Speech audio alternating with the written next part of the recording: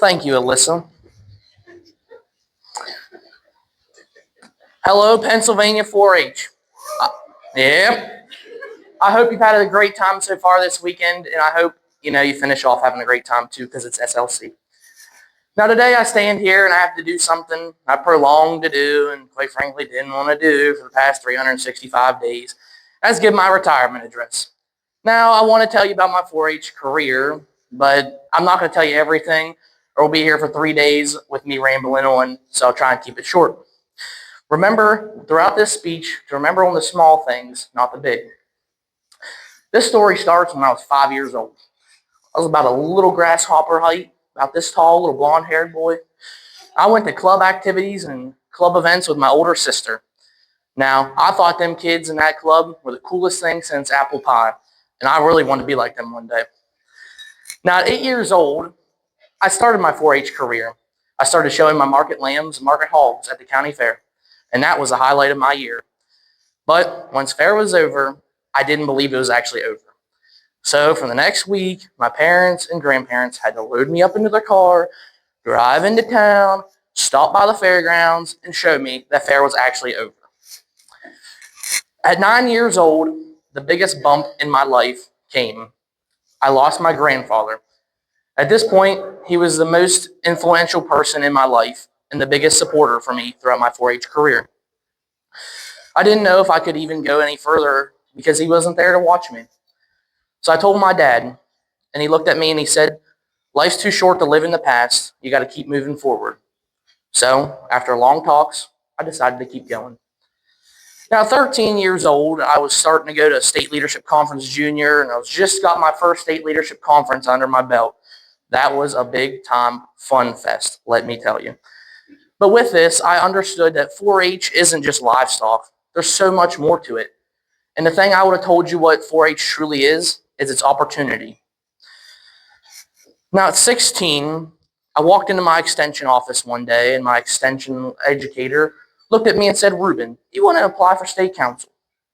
I said, "Lisa, I don't know what state council is."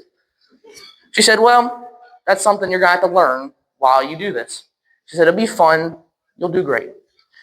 Hesitantly, I decided to apply. Walked into the interviews a couple months later, and I was sweating bullets. I was as nervous as could be until one girl on state council looked at me and said, "If you can believe in Santa for 10 years of your life, you can believe in yourself for 15 minutes. Thank you, Alyssa, for that. A couple months later, I was at the Keystone International Livestock Exposition like normal. My father walks up to Russell Redding, strikes up a conversation like always, and he mentions that I'm going to be on the incoming state council. At this point, it wasn't publicly known.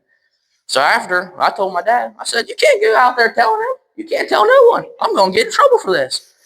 So he said, "I just wanted to tell him how proud I was of you." And that stuck with me. 17 comes around, I get inducted into state council. Everything's going good. I'm going to events. I'm traveling the state. Until one day, the biggest bump in my road occurs. I woke up one morning and found my father had passed away. At this point, it was just me and him together. So now it was just me. I didn't know if I could go on any further. I truly didn't. Until I realized what he told me at one point, that he was proud of me. I knew I had to do it for him. He also said, life's too short to get stuck in the past. You got to keep moving forward. So I decided it's time to go on. Now at 18, I stand here on this stage, and I realize I'm not alone because I've had my 4-H council that's family. I had everyone in this room who's family. I had everyone back home who's family. And whether you know it or not, the people at your round tables today, you better look around because that's your family. They're going to be there when you need them, whether you know it or not. And people back home in your clubs, they're going to be there when you need them. They're going to be there in the highest of highs and the lowest of lows, whether you know it or not. So I'm telling you, when I was that little kid, I said I always looked up to them older kids. Now, I want to leave you with a quote. My brother once told me, "Success is beautiful, but watching others you've helped in life become successful is much more beautiful."